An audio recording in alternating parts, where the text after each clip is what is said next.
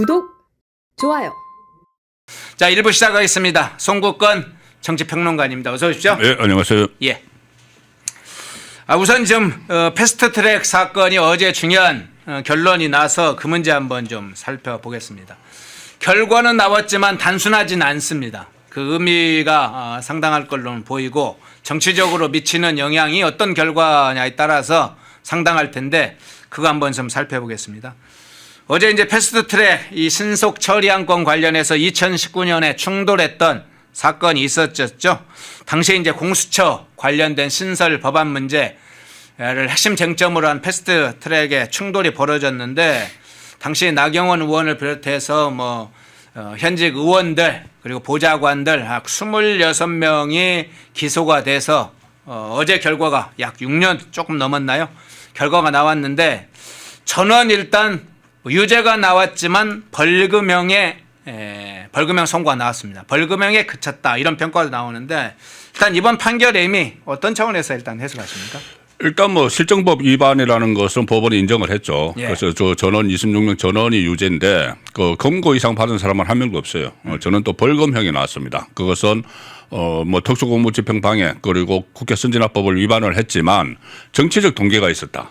그래서 어떤 패스트트랙을 막기 위한 그런 그 야당 입장에서는 그때 어쨌든 자유한국당 시절이죠. 자유한국당 시절에서는 불가피한 측면이 있었다고 해서 저는 이제 그 국회의원직을 유지할 수 있도록 그런 선고가 내려졌습니다.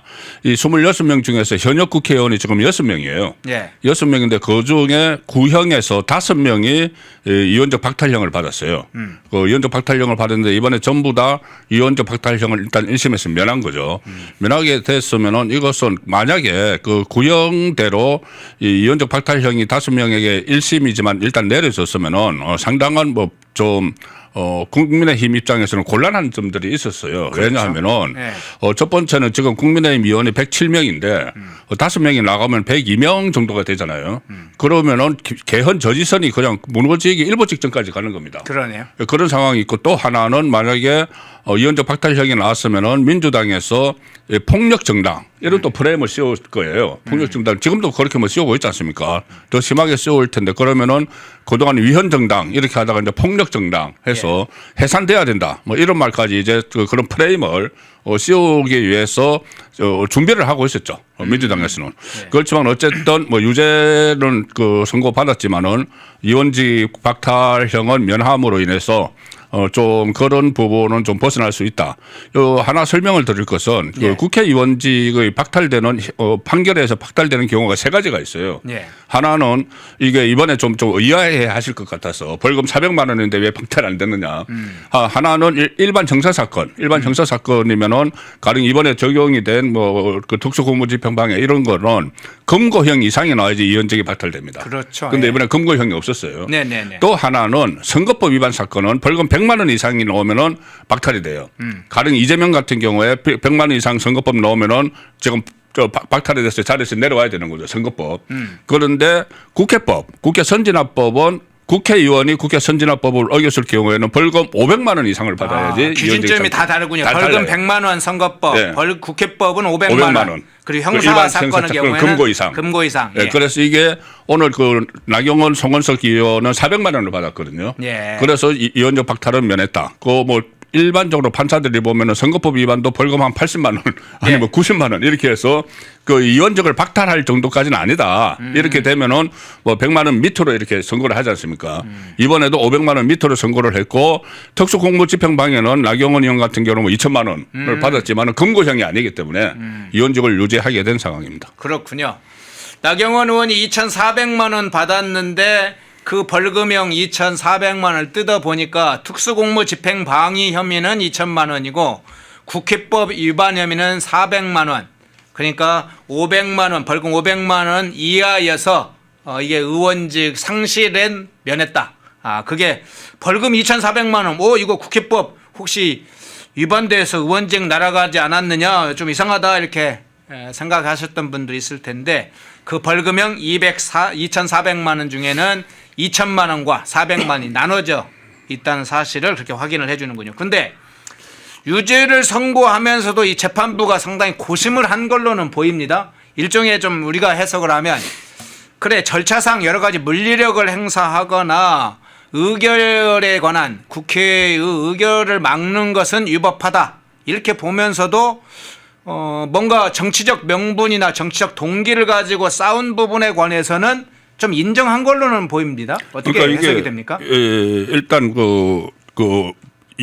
위법이었다고 하면서 예. 유죄를 하면서 양형 부분에서 그 이야기를 하는 거예요. 예. 양형 부분에서 뭐라고 했냐면은 어떤 그때 민주당하고 정의당 정당 네 곳이 같이 했죠. 예. 거기에 대해서 부당성이 있다는 것을 공론화하는 과정이었다. 공론화하는 과정이었고 문제점을 지적하려는 정치적 동기로 작용을 했다. 정치적 동기가 작용을 했다. 이렇게 이야기를 하는 거예요. 그러니까 일종의 위법이긴 하지만은 그 불가피성이 있었다는 이야기죠. 그때 당시 야당으로서는 이것을 막기 위해서. 그리고 또 하나는 이런 이야기를 했어요. 사건 발생 이래 여러 번 총선하고 지방선거를 거치면서 이 피고인들에 대한 국민의 정치적 판단이 이미 이루어졌다.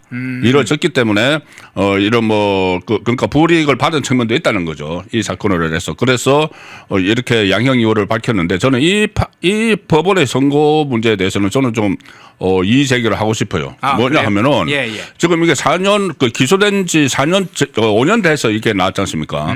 사건이 일어난 건 5년 몇 개월이 됐고 기소된 게 4년 몇 개월이 돼서 일어났는데 그러면은 이것을 신속히 판단을 해줬어야지. 오히려 유권자가 예. 총선이나 지방선거에서 판단을 할 거예요. 왜 그때 이런 일이 벌어졌는지.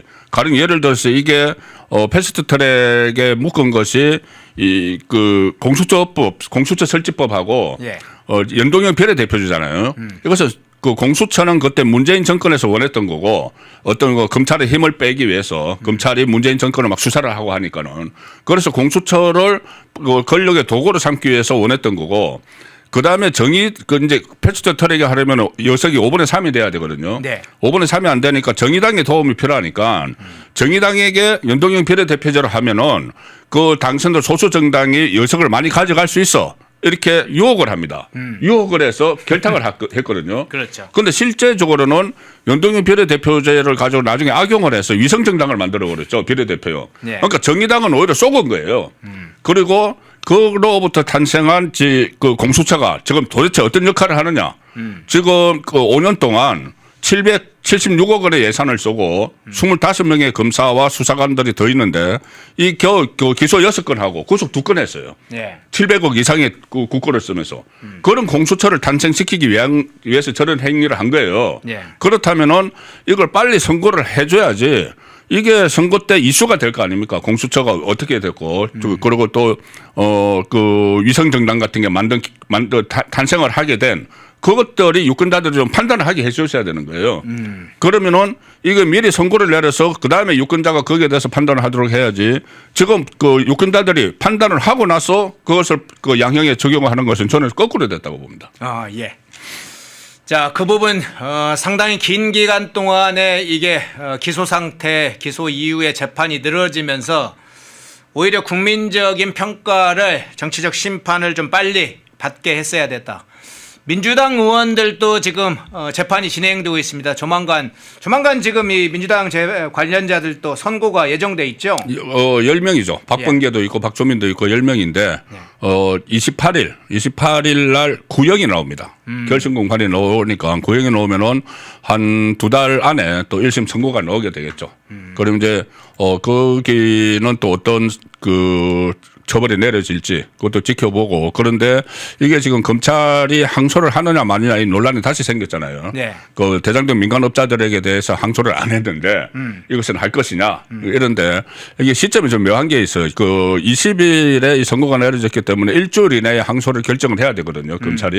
검찰이 이 국민의힘 그 소속 의원이나 당직자들에 대한 항소 결정을 하고 나서 그 다음날 민주당에 대한 구형을 해야 돼요. 네. 그러니까 이 검찰이 이 항소를 할지 말지 그리고 민주당에 대한 구형을 얼마나 선고를 할지 그 부분도 지켜봐야 되는 거죠. 그렇죠. 자, 오마이뉴스에서 이걸 어떻게 보도했는지 한번 제가 찾아봤어요. 사실은 이제 오마이뉴스만 찾은 게 아니라 좌파 매체들이 이 사건에 대해서 어떻게 보도하는지를 한번 봤습니다.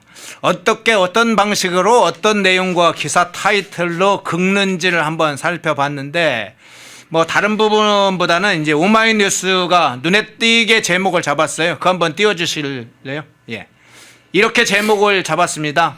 나경원 빠루 유죄 벌금 총 2,300만 원. 자, 나경원이 벌금을 2,400만 원 받은 건 맞죠?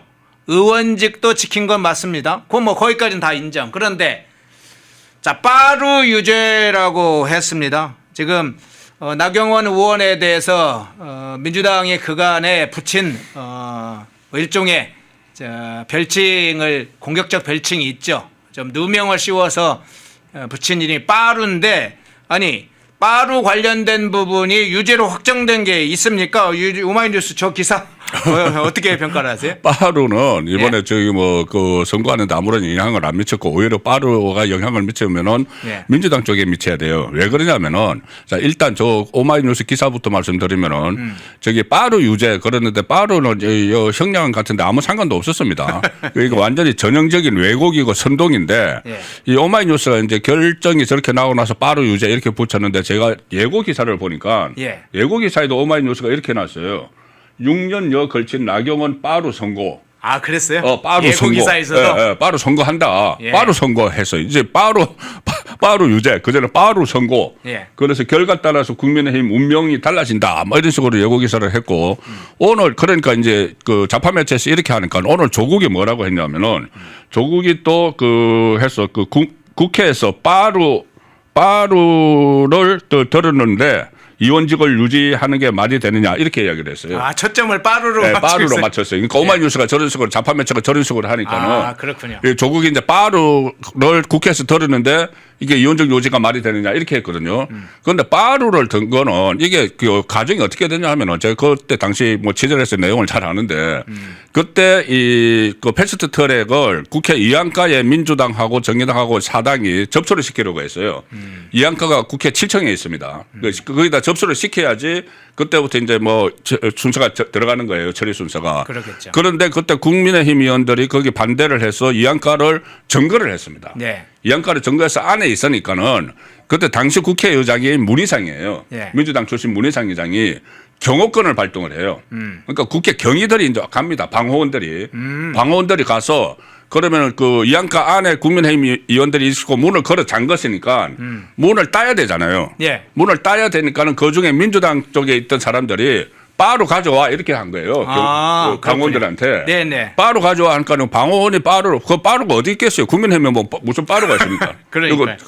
새 지렛대 같은 거잖아요. 예, 예. 그걸 가지고 그래서 빠르를 가져와서 문을 따르고 그 빠르고 가져온 거예요. 그런데 상황이 정리가 되고 나서 나경원 의원이 그 빠르를 뺐었죠. 이것은 하나의 점거물이다. 이게 그 문을 따르고 강제로 따르고 하는. 그런데 그게 사진이 찍힌 거예요. 그렇지. 빠르를 들고 있는 걸. 예, 뺏어서 들고 있는 게 사진 찍힌 겁니다. 예. 그러면 그럼 이 빠루를 사람 때리려고 가지고 온 게 아니잖아요. 국민의힘 어디서 빠루를 가져와요? 그러니까 방어원들이 빠루를 가져왔는데 그거를 마치 나경원 의원이 이 빠루 가지고 폭력을 행사하려고 가지고 온 것처럼 이렇게 그 왜곡이 된 건데 그걸 지금 다시 저렇게 뭐 빠루 유죄 뭐 빠루 선고 그리고 뭐 빠루를 들었는데 어떻게 이원적을 유죄하냐 이런 왜곡 선동이 일어나고 있는 거죠. 예.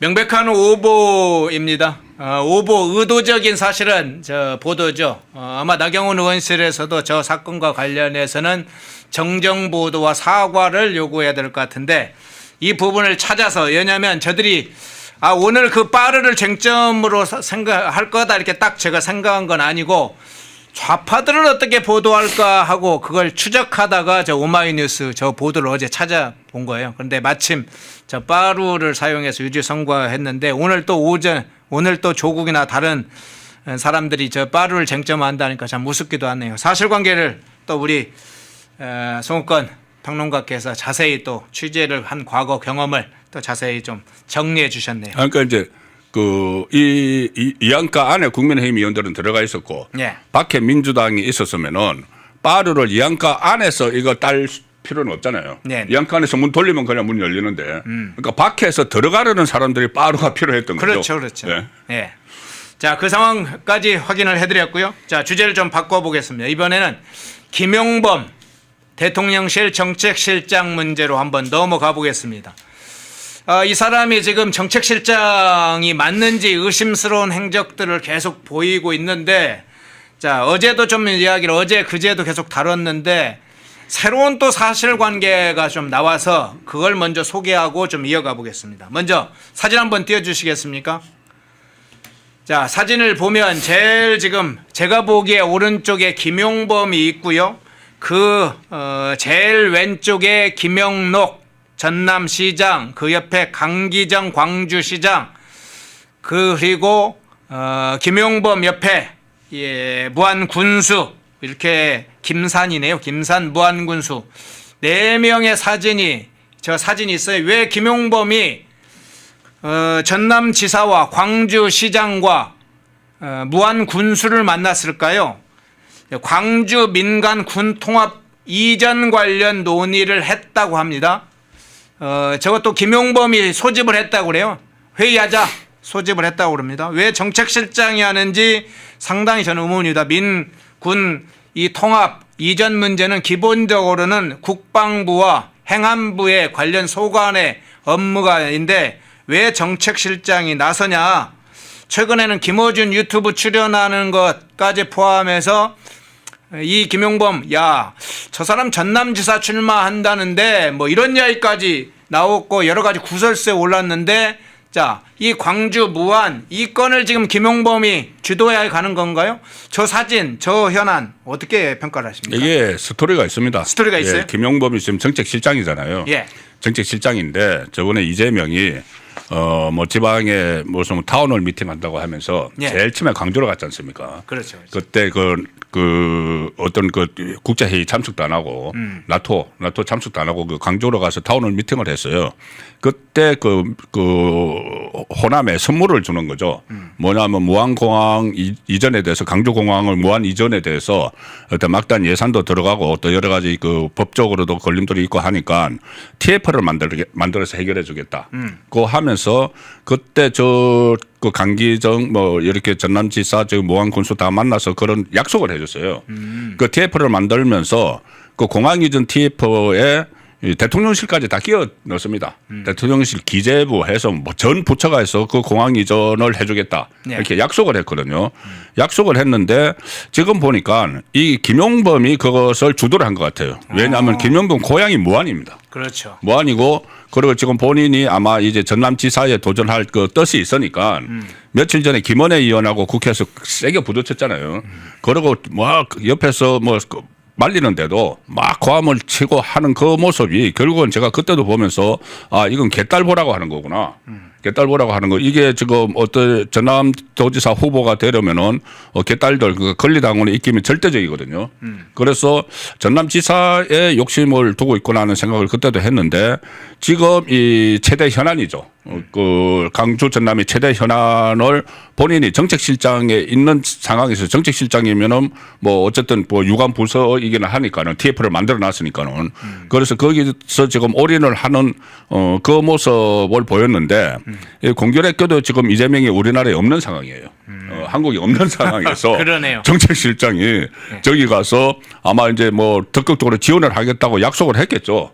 적극 지원을 하겠다고 약속을 한 것이 일종의 뭐 자리를 사유화하는 그런 상징적인 장면이라고 볼 수가 있죠. 예. 자, 이 장면은 사실은 이제 행안부 국장이나 아니면 뭐 장차관급, 뭐 장관이 나서긴 그러면 차관이라든가 실장급 정도가 주재를 해서 관련 실무 협의를 한다든가 아니면 이제 국방부도 관련돼 있기 때문에 국방부의 차관급, 실장급이 나서서 현안을 조정해도 되는 일을 왜 김용범이가 나섰을까?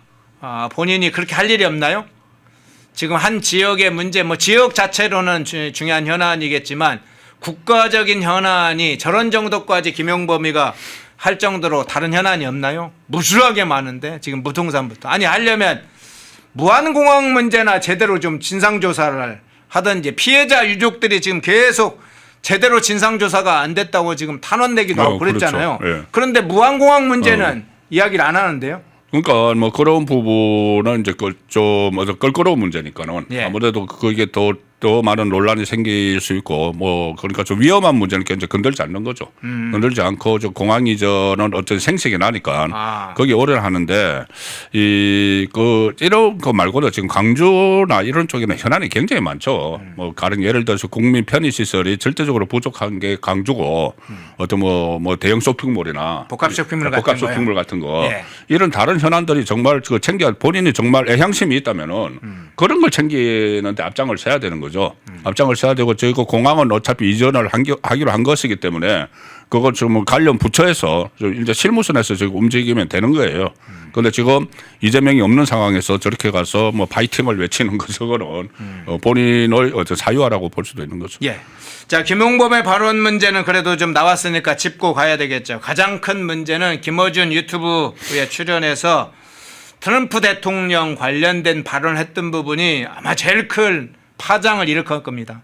지금 잠잠한 파도가 있는 것 같지만 엄청난 경랑이 일어나고 사실인데 김용범 실장 이야기한 트럼프가 조선소 상황, 필리 조선소 관련된 뭐 조선 상황을 전혀 모르고 있다. 뭘 모르는 사람은 뭐로 쳤어요. 그리고 미 상무부가 이 관세 협상 초안 보내왔는데 7월 30일 그 관세 협상 구두 합의 이후에 그 MOU 즉 양해각서 초안을 보내온 걸 가지고 이번에 을사늑약이라고 평가를 했었어요. 자, 미국이 이걸 다 듣고 있는데 이 김용범이 공개적으로 이런 발언을 하는 장면 어떤 차원에서 일단 해석을 해야 됩니까? 일단 이 말을 한 게 김어준 프로에 나가서 했다는 게 또 엄밀히 해봐야 되고 이것도 또 이재명 없을 때 김어준 프로에 나가서 이재명 없을 때 정청래는 또 김어준 프로에 나가서 뭐 딴지일보가 민심의 척도다 이런 이상한 말도 하고 하는데 이재명이 없으니까 갑자기 저 김어준 쪽으로 전부 다 가는 뭐 이런 모습도 보였는데 어쨌든 이게 상당히 부적절한 것이 이 김용범은 뻔질나게 지금 미국 가서 자기가 뭐 러터닉을 만났다고 하고 벤센터 만났다고 하고 미국을 뭐 밥 먹듯이 들락거렸지 않습니까? 협상이 안 되니까 안 되니까 그렇게 하고 가까스로 이제 뭐 시간을 한 열흘 넘게 그 팩트 시트라는 거를 이제 그 발표를 했는데 이게 미완성된 게 굉장히 많아요. 팩트 시트에. 그 중에서 가장 중요한 게 저는 핵추진 잠수함이라고 봅니다. 핵추진 잠수함을 그 건조를 하기로 했다고 했는데 저 팩트 시트 안에는 미국에 사는지 한국에 사는지 그게 없어요. 없는데 트럼프는 분명히 그걸 핵추진 잠수함은 미국 그 필라델피아 조선소에서 할 거다. 이렇게 그 미국 언론에 다 이야기를 했습니다. 그러고 나서 거기에 대해서 말을 바꾼 적이 없어요. 그런데 한국에서는 미국 뭐 필라델피아 조선소에서 한다는 거는 한 번도 검토가 안 됐다. 그래서 당연히 한국에서 한다고 했는데 그거 양쪽에 그 지금 서로 언제 이거 불거질지 모르는 사안이에요. 그 사안을 가지고 이 김용범이 그 협상 실무자 어떻게 보면 실무자인데 탑다운 방식으로 하게 되면은 실무자인데 실무자가 트럼프는 뭘 몰라서 그래 이래버렸다는 거죠. 그리고 팩트 시트 거기에 대해서 이 MOU를 요구를 해왔는데 그때 이 가장 중요한 게 저는 이 대목이라고 봅니다. 7월 31일에 한미 관세 협상 타결 이틀 후에 미국이 MOU 초안을 보냈는데 그걸 보니까 을사늑약은 저리 가라 할 수준이다. 너무 일방적이라는 거죠. 우리 외교권을 빼앗긴 문제 그것에다 저거 비유를 한 것도 부적절하지만은 그거를 어떻게 을사늑약에 비유를 합니까? 그걸 일본하고 그 미국하고의 관계가 완전히 다른데 우리가 그런데 거기다가 아니 그렇다면은 그때 을사늑약 같은 것에 MOU 초안을 받았으면은 그때 국민에게 공개를 하고 이게 뭐가 잘못된 건지 양해를 설명을 하고 우리가 어떻게 해야 된다는 말을 했어야지 그 시점에 딱 그 용산에서 나왔던 말이 바로 그 시점에 나왔어요. 합의가 너무 잘 돼서 합의문이 필요 없을 정도다. 이 말이 그 시점에 나왔거든요. 그렇죠. 그러면은 아니 그렇게 합의가 잘 된다고 국민들에게는 이야기를 해놓고 실제로는 그런 일방적인 그 요구가 있었다는 거지 않습니까? 그러면 그 국민을 속인 게 되는 거죠. 그리고 그런 부분을 또 을사늑약에 이렇게 늑약이 이렇게 비교를 하고 비유를 하고 또 뭐 트럼프는 뭘 잘 몰라. 이렇게 한 것들이 지금 미국 대사관에서 이거 다 그 체크 안 하겠습니까? 실무 협상 담당자인데 어떻게 보면 실무 책임자죠. 용산 소속이니까 실무 책임자가 저렇게 해서 트럼프를 일종의 뒷담화를 한 거잖아요. 뒷담화를 하고 또 이 미국을 뭐 일본이 강제로 한국을 점령한 그것과 비교를 했기 때문에 이 앞으로 추가적으로 협상을 부분이 아직 많이 남아 있거든요. 많이 남아 있는데 그게 이제 악영향을 미치는 그런 말을 그 토해낸 거죠.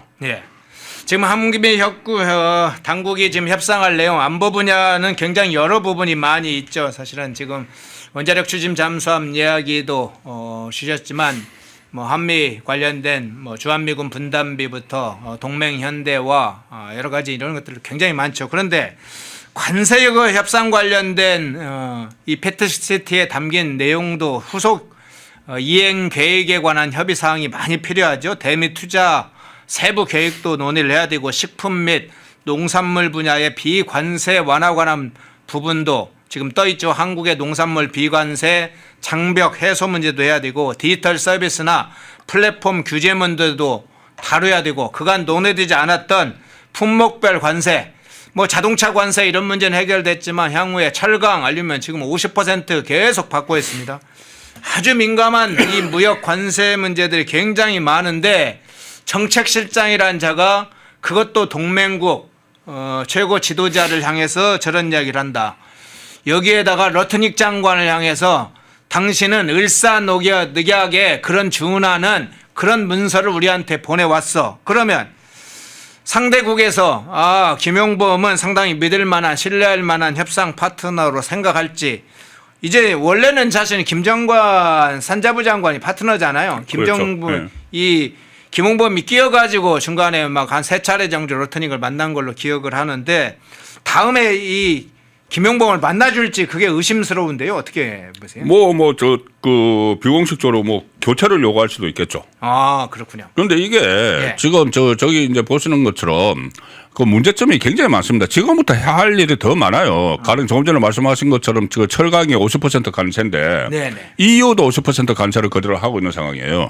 그런데 지금 포항이 그 난립니다. 철강 도시 포항이 난리고 며칠 전에 뭐 조선일보에서 특집으로까지 나왔지 않습니까? 네. 1, 2, 3면 다 해서 포항이 지금 죽어간다는 거 나오는데 그 상황에서 이번에 한미 협상에서 철강은 빠져버렸어요. 예. 완전 철강을 아예 그냥 제껴 놓은 상황에서 그래서 그 이강덕 포항시장이 백악관 앞에 가서 직접 이 피켓 시위까지 했습니다. 그렇죠. 그리고 이번에도 그 조선일보 인터뷰하면서 이강덕 시장이 이거 정부가 도대체 신경을 안 쓰니까 우리가 지금 트럼프한테 로비를 해야 되나 싶다. 아니 기초자치단체입니다. 강력도 아니고 기초자치단체 인구 한 5, 60만 되는 그 기초자치단체에서 어떻게 트럼프한테 로비를 합니까? 정부가 할 일을 안 하니까 이제 그런 말까지 나오는 거예요. 그리고 저기 저 자동차 관세 이거 언제 적용할 건지도 아직 안 돼 있습니다. 예. 소급 적용을 하는 건지 예. 그 소급하면 언제부터 하는 건지 안 돼 있어요. 만약에 소급을 안 하면은 저게 그 일본에 비해서 계속 25% 관세를 계속 물어왔기 때문에 이 수조 원의 그 손해를 지금 보고 있는 거예요. 현대자동차는 이런 데서. 그래서 그것을 소급을 그 해서 좀 어느 정도라도 확보를 해야 되는데 그거를 할 생각은 안 하고 지금 그 뒷담화를 하고 있고 그리고 그 좌파 그 유튜브에 나와가지고 뒷담화를 하고 있고 하니까는 과연 이 본인이 지금 목적하는 바가 뭔지 그런 부분에 의구심이 안 생길 수가 없는 거죠. 예. 자, 다른 장면으로 잠깐 넘어가 보겠습니다. 김은혜하고 김용범 요 아마 관련된 영상을 많이 보셨을 것 같은데 그 사진을 한번 보여주시죠. 영상은 뭐 다시 리플레이를 할 필요는 없을 것 같고 저 김용범의 한번 사진을 보십시오. 옆에 우상호가 앉아 있는데 지금 김은혜 물론 이제 의원하고 대비시켜서 있는데 원래는 우상호가 옆에 앉아 있었죠. 우상호가 막 5차례 제지를 한데도 막 저 입을 저렇게 벌리면서 하는 김용범 저게 지금 부동산 관련된 11호 대책 관련된 이야기를 하다가 정부는 임대주택이나 지으려고 하느냐 민간에 제대로 된 무슨 주택이 나오는 것도 아니고 당신 딸도 임대주택에 살려고 하겠느냐 집은 어떻게 마련했냐 이런 얘기가 나오다 그랬는데 여러 가지 이야기가 나옵니다. 김용범 관련해서 저런 반응에 대해서 권력에 잔뜩 취한 듯한 모습을 보여줬다. 자기 딸은 애지중지하면서 국민은 애물단지로 아느냐 단순 돌발 행동이 아니라 굉장한 위협의 징후다 뭐 이런 여러 평가가 이 김용범의 행동 이후에 나오고 있는데 어떤 차원에서 해석을 하십니까? 일단 저 김원혜 의원이 질문을 하면서 딸 이야기를 한 거는 예. 다른 사례로 든 거예요. 왜 청년들 그러니까 정책 위반자잖아요. 저 왜 청년들 주거 사다리를 걷어차느냐는 이야기를 하기 위해서 그 김용범의 딸도 그 뭐 전세를 하는데 1억 이상을 뭐 아버지가 보태줬다. 네네. 이런 말이 있으니까는 그러면 이제 당신이 그 뭐 갭 투자를 뭐 안 했다고 하더라도 당신 딸 같으면은 가령 이렇게 주거 사다리를 걷어차는 게 그 어떻게 뭐 그 받아들일 수가 있겠느냐 이 이야기를 하는 거예요. 일종의 하나의 말을 이제 시작을 하면서 당신 딸도 그 딸이 있는데 그 주거 사다리가 필요한 딸이 있는데 그걸 걷어차면은 안 되지 않느냐 이렇게 이야기를 한 거예요. 그러니까 그런데 여기 김용무 저 표정 보시면은 여기에 대해서 왜 딸을 건드느냐 하고 이렇게 막 그 하는 것이 처음에는 좀 뭐가 좀 뒤가 뭐 캥기는 게 있는가 그런 생각이 들 정도로 예. 이렇게 너무 가한 반응을 보였는데 이게 결국은 조금 전에 말씀하신 것처럼 좀 어떻게 보면 이제 권력에 취해서 국회를 우습게 하는 거죠. 국회를 우습게 하니까는 그 민주당 김병기 그 위원장조차 지금 만류를 하고 막 그 큰 소리를 치고 했잖아요.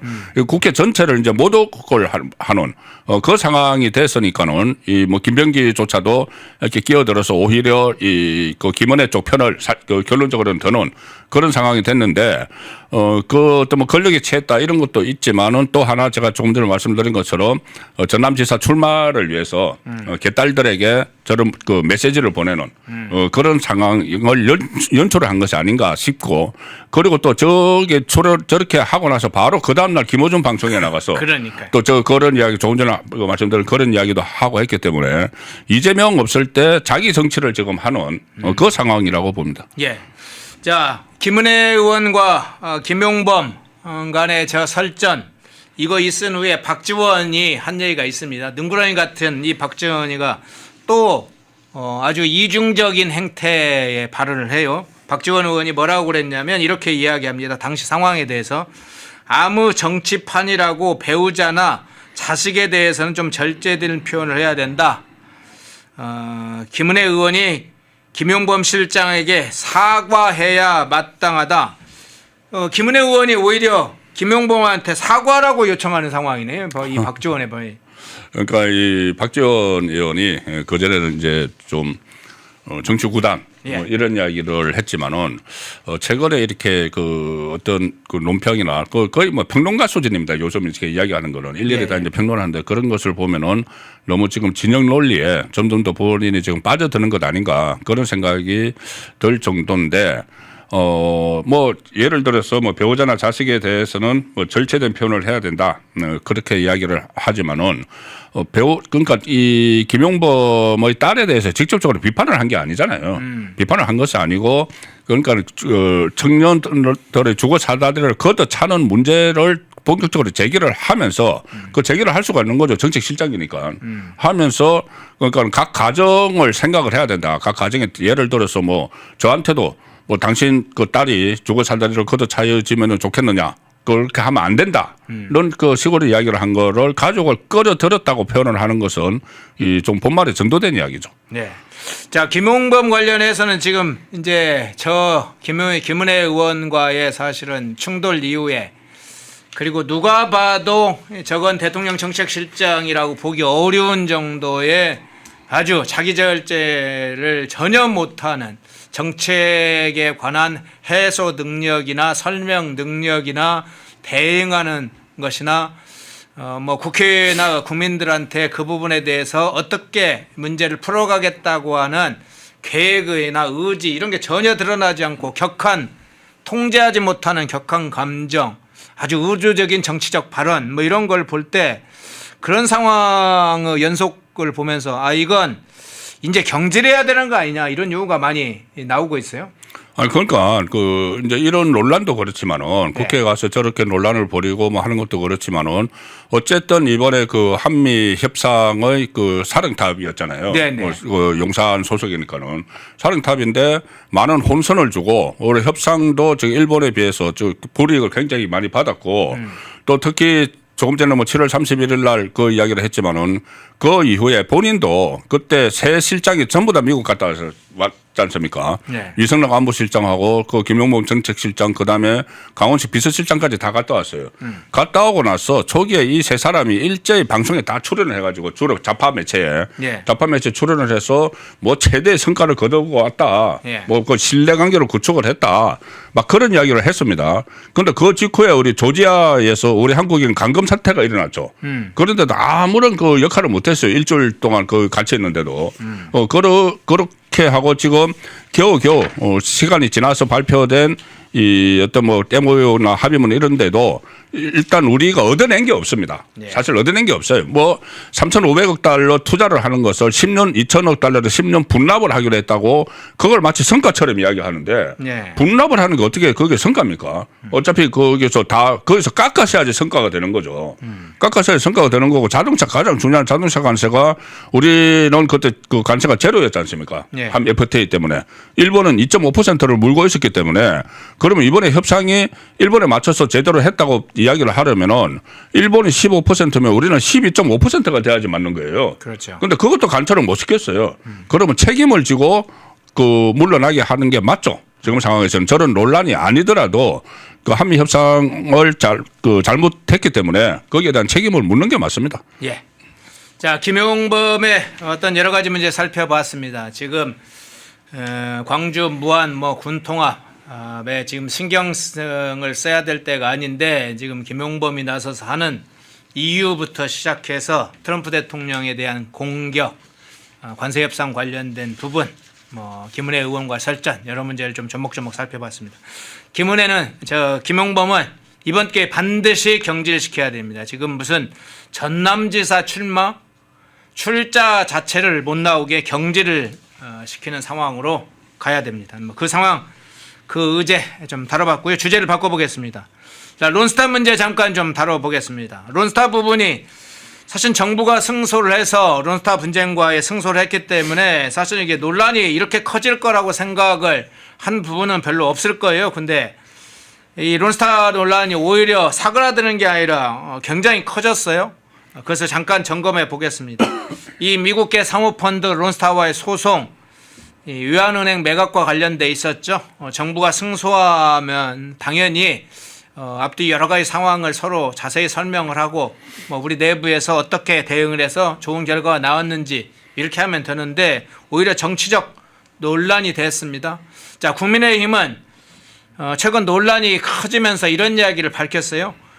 국정화제는 윤석열 정부 탓, 집값 폭등도 윤석열 정부 탓을 하더니 론스타 승소만 이재명 덕이냐 이러면서 정부 고인사들이 이재명 정부 외교 성과라고 자화자찬하는 모습은 너무 황당함을 넘어서 철없다는 생각까지 든다 이러면서 이재명 정부를 강도 높게 힐난하고 비판을 했는데 아니 왜 이런 논란이 지금 계속된다고 보세요? 그러니까 이제 숟가락 얹기 차원을 또 하나 넘어서 본인들이 그때 항소하는데 다 반대를 했잖아요. 예. 그 확률이 없다. 성소 확률이 뭐 얼마 안 된다. 안 되는데 왜 이렇게 꺼느냐. 또 돈 들어간다. 이자 들어간다 하면서 막 반대를 한 입장에서 그 다음에 이게 이제 성공적으로 그 성소를 하니까는 본인들이 잘해서 이재명 정권이 뭐 잘해서 이렇게 됐다는 식으로 숟가락을 얻는 거예요. 저렇게 떡 나와서 발표를 하면서 저게 또 그 국무총리가 발표를 할 일입니까 저게?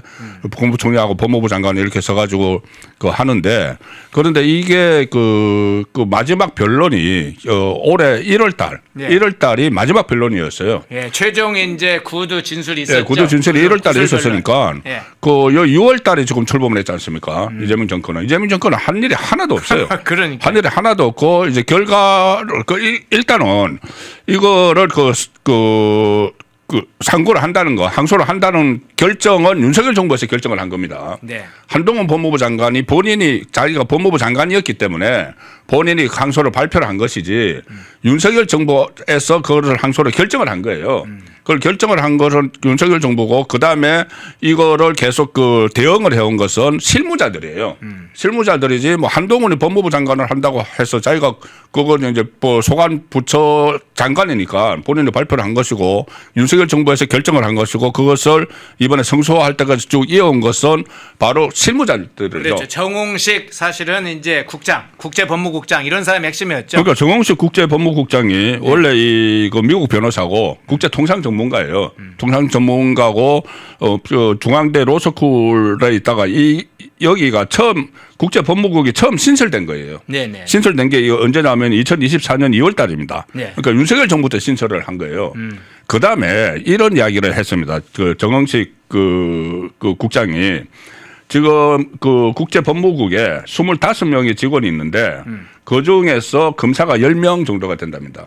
이 검사들이 정말 큰 역할을 했다. 그랬죠. 그런데 지금 이 이재명 정권은 검사들 다 없애버리고 있잖아요. 검찰청을 해체를 해버렸잖아요. 그러니까 검사들이 뭘 수사를 하는 건데 수사 중에서도 어떤 특수수사, 정치권과 관련된 수사를 하는 것은 극히 뭐 1, 2%밖에 안 돼요. 네. 나머지 민생 수사를 하는 검찰들까지 다 없애버리는 것이고 여기도 검사들이 큰 역할을 했다. 그 법무부 안에 뭐 검찰국에도 검사가 있고 검사들이 있죠. 그 검사들이 수사만 하는 것이 아니고 지금 이게 우리 국익을 위해서 우리가 완전히 그 엄청난 부가 그 외국으로 유출되는 것을 막는데도 이 검사들의 역할을 한 게 이번에 확인이 됐습니다. 네. 확인이 됐는데 이 검사들을 다 없애버리려고 하는 게 이재명 정권인데 그 이재명 정권에서 이 검사들이 저 역할을 해서 이런 성소를 하는 결과가 가져온 거 이거를 가지고 자기들이 뭐 잘해서 한 것처럼 이렇게 이 숟가락을 넣는 거. 자기들은 검사들을 다 없애려고 했는데 그 검사들이 결정적으로 기여를 했다는 거잖아요. 예. 이 부분도 참 어떻게 보면은 앞뒤가 맞지 않는 그런 주장을 막 하고 있는 거죠. 그러면 가정을 해서 한번 이야기를 해서 여쭤볼게요. 이 사건의 당시에는 2022년 8월에 윤석열 정부에서 이제 항소를 결정을 했지 않습니까? 지금 말씀하신 것처럼 민주당에서 당시만 하더라도 승소 가능성이 없다. 국고만 축내는 짓이다 하면서 비난하면서 항소하지 말라고 오히려 바짓가랑이를 잡는 상황이었는데 지금은 정부가 승소하고 론스타가 패소하니까 와 잘했다. 그리고 이재명 정부 쾌거다 이제 그렇게 주장하는 우스운 짓거리를 하고 있는데 만일에 가정법입니다. 지금 론스타와의 분쟁에서 정부가 패소를 했다면 지금 이재명 정부나 민주당이 무슨 얘기를 했을 걸로 봅니까? 난리가 났겠죠. 난리가 나서 일단 그렇게 해서 제가 더 뭐 뻔합니다. 어떻게 하냐면은 이 뭐 무능한 정권 뭐 어쩌고 이야기를 하고 그때 우리가 그렇게 말렸는데 우리 말대로 들었어야지 우리 말대로 듣지 않고 뭐 좀 무리하게 했다 이렇게 하면서 딱 그 이야기 할 거예요. 특검하자. 아, 그것도 특검하자. 특검하자. 아. 특검해서 네. 밝히는데 이제 특검이 너무 이제 국민들의 피로감이 있으니까 상설 특검하자 그럼. 상설 특검하자. 그거 하고 이 민주당 의원들은 국정조사하자. 이렇게 했겠죠. 그 국부 유출 국정조사. 이름도 딱 그렇게 지을 거예요. 윤석열 정권의 국부 유출 국정조사. 아니면 윤석열 정권의 국부 유출 특검. 분명히 그렇게 제가 하고 나왔을 거예요. 그렇겠네요. 그런데 이제 그게 그 성소리에서 어쨌든 국민들의 돈을 이제 지키게 됐는데 거기에 대해서 좀 그 자기들이 이 공을 그 뺏어가려고 하는 그런 말들을 하고 있는 거죠. 예. 그런데 사실은 이런 정도 론스타 사건은 뭐 사건이 큰 사건이긴 하고 또 정부가 대응을 윤석열 정부가 쭉 잘해서 이제 결과가 나온 것이긴 하지만 발표는 이런 건 이제 해당 실무자들이 사실은 법무부 이제 앞서 얘기했던 정홍식 국장이나 그렇죠. 뭐 하시면 실장급에서 먼저 나와서 브리핑을 일반적으로 하면 되잖아요. 네. 그런데 왜 김민석까지 나오고 정성호까지 나오고 그렇게 나서서 막 한 의도는 어떤 차원에서? 아니 이거 뭐 정홍식 국장이나 여기는 윤석열 정부 때 임명이 됐기 때문에 윤석열 정부 때 임명이 됐기 때문에 거기서 나서 이야기를 하면은 공이 진짜 주인공한테 넘어가 버리잖아요. 네네. 그 공적이 그렇기 때문에 그 공적을 가로채기 위해서는 자기들이 나서야 되는 거고. 마치 본인들이 이제 국민들을 속이는 거죠. 국민들을 속여서 우리 정부에서 이거를 해냈다. 이것을 보여주기 위한 거고 또 하나는 이 김민석은 지금 두 개 양손에 지금 떡을 들고 어떤 걸 먹을지 고민을 하는 중이에요. 하나는 그 서울시장 나온다. 그래서 서울시장 나온다고 해서 계속 오세훈에 대해서 시비를 막 걸고 있잖아요. 네. 뭐 한강버스를부터 시작을 해서 뭐 종묘하고 계속 시비를 걸고 있는 그 상황. 서울시장이 있고 또 하나는 그 민주당 당 대표 네. 이 두 가지를 지금 노리고 있기 때문에 이거를 자기 또 개인 자기 정치에 이용을 하는 거죠. 자기 정치에 이용을 하는 그 상황이니까 그리고 또 이재명이 없는 상황에서 만약에 이재명이 있었으면 이재명이 발표했을지도 모릅니다. 그런가요? 그런데 그러네요. 네, 이재명이 발표했을지 모르는데 이재명이 이제 외국 나가고 없으니까 네. 그다음에 그래 그거 없어 그러면 이제 내 얼굴을 좀 내세워야 되겠다 이렇게 나왔고 그 옆에 정성원 이제 들러리 선 거죠. 그렇군요. 자, 마지막 이 질문 드릴게요. 이현주 의원 또 나섰네요. 빠지지 않고 나서는 인물 중에 하나가 이현주 민주당 의원인데 이현주가 무슨 얘기했는지 한번 살펴보겠습니다. 이렇게 이야기를 했어요. 이 사건과 관련된 겁니다. 소송은 뒤로 갈수록 중요해지므로 잘 마무리한 이재명 정부의 공을 무시하며 숟가락 얹는 것쯤으로 폄훼하는 것은 무식할 뿐만 아니라 국익이나 정부를 진영을 구분해 인식하는 매우 유치하고 잘못된 행동이다. 이렇게 얘기했습니다. 자, 들으면 딱 감이 오죠. 소송은 뒤에서 마무리하니까 이재명 정부가 많은 일을 했는데 그걸 왜 인정을 안 하냐. 또 하나는 국익이나 정부를 이렇게 나눠서 공격하는 거 웃기는 짓이다 그랬는데 앞서 이제 좀 설명을 사실 했는데 이현주가 공부를 안 하는 걸까요? 뭘까요? 이 사실관계를 확인을 안 하고 일단은 뭐 질러보는 걸까요? 아니 론스타 소송 과정에서 이재명 정부나 법무부 장관 정성호가 뭘 했다는 것인지는 아무런 이야기를 안 하고 있어요. 구체적으로 뭘 해서 이렇게 기여했다 이런 건 말하지 않는데 그 부분 또 하나는 자 국익과 뭐 정부 이렇게 갈라놓는 게 지금 국민의힘을 향해서 하는 것 같은데 그게 국민의힘이 그런 것인지 이 부분은 두 가지 부분 어떻게 평가를 하세요? 아니 소송은 최종 변론은 2025년 1월달 이번 1월달에 끝났다니까요. 이어지면서 뒤로 오면서 중요한 게 맞죠. 계속 중요한 게 많은데 2025년 1월달에 이미 끝난 거예요. 예. 끝나고 지금 이제 절차만 이렇게 그 뭐 형식이나 절차 아니면은 다른 여러 가지 뭐 자료 같은 거 이렇게 첨부를 하고 발표문 같은 거 이런 것을 하느라고 했고 한국하고는 접촉을 안 했어요. 그 상황에서는. 그 상황에서 접촉을 안 했는데 무슨 뭐 뒤로 갈수록 중요해진다 이런 것은 말이 지금 안 맞는 것이고 지금 그 한미 간세 협상을 하는 걸 보면은 뒤로 갈수록 이거 더 헷갈리는 게 지금 이재명 정권입니다. 그렇군요. 트럼프하고 그 협상이 예. 가면 갈수록 더 헷갈리는데 그 앞뒤가 안 맞는 말이고 그리고 그 이현주 본인의 캐릭터 자체가 원래 민주당에 있다가 또 국민의힘에 왔다가 그 뭐 그때 뭐 삭발도 하고 뭐 그렇게 하다가 삭발한 사진 한번 띄워주시겠어요? 삭발을 하고 그때 그러네요. 뭐 문재인 정권에 뭐 항의를 한다고 그때 뭐 삭발을 하고 뭐 저렇게 하다가 다시 민주당 갔잖아요. 민주당 가서 지금은 또 누구보다도 더 이 이재명 정권을 비호하는데 그 앞장서는 그런 인물인데 이것은 큰 틀에서 보면은 저 좌파들의 특성이에요. 좌파들의 특성은 일단 무조건 그 선전선동을 하는데 팩트하고는 별로 상관없어요. 팩트하고 상관없이 그 진실하고는 상관없이 그냥 이렇게 그 선전선동의 도구로 쓰는 거. 그것이 뭐 강우병 때도 마찬가지고 사드 때도 마찬가지고 뭐 전부 다 그렇지 않습니까? 팩트와 별개로 본인들이 정치 그 선전 도구를 사용하는데 이 내용까지도 어떤 뭐 그 팩트를 확인하려고 하지 않고 계속 그 정치적 그 도구를 사용하는 그 한 단면을 보여준 거죠. 예. 이현주의 어쨌든 엉뚱한 정도가 아니라 의도적인 저런 발언 좀 자료라도 사실관계라도 확인하고 이현주 의원 이야기를 해야지 정신줄 놓은 건가요? 자, 그 장면까지 살펴봤습니다. 자, 1부에 우리 송권본부처 평론가님 모시고 패스트트랙 문제부터 김용범 그리고 마지막으로 논스타 이 소송 관련된 왜 논쟁이 더 확산되고 있는지 그 부분을 집중 살펴봤습니다. 송국권 정치평론가님이었습니다. 고맙습니다. 네, 감사합니다.